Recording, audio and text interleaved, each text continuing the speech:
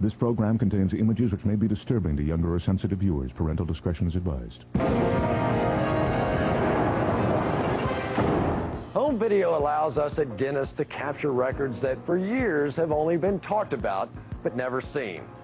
I assure you, Steve and Ann Venning's home video will be something that you will never forget. It's the mouse plague of 1993.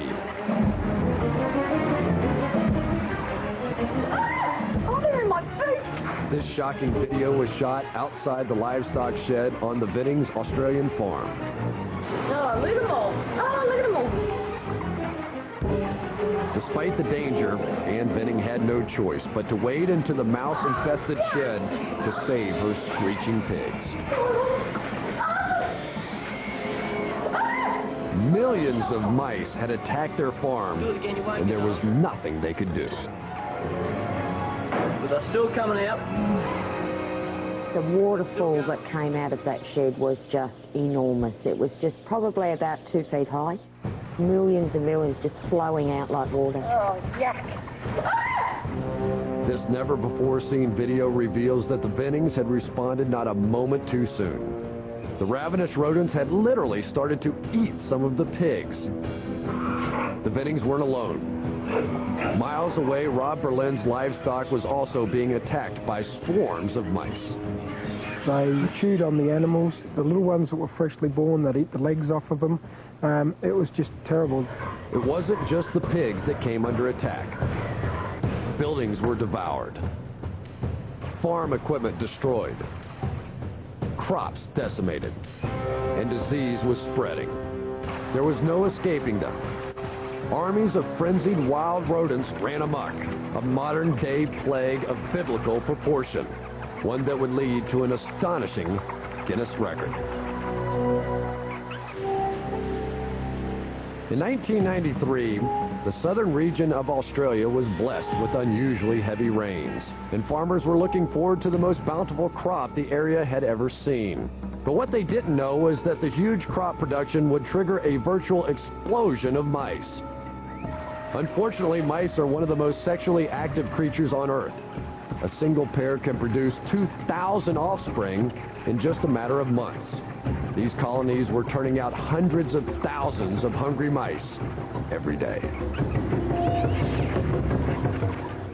It was all-out war, but there weren't enough mouse traps in the entire country to kill all the mice invading a single farm. It was a losing battle. I set up bucket traps in the bathroom and so forth, and I was getting 1,000 mice in each bucket every morning. So it was just huge. Days became weeks. Millions became tens of millions. The plague continued with mice eating 20% of their body weight every 24 hours. The mice destroyed 500,000 tons of wheat, enough to feed the entire state of Utah for nearly 4 years. Just when the Vennings thought they had seen the worst, the unthinkable happened. Their youngest daughter tried to eat a dead mouse. After calling her one morning, I found that she had the mouse trap in her hand. Another mouse had actually eaten a hole through the head of that mouse, and she had a tongue through that hole, and that was the last straw for me.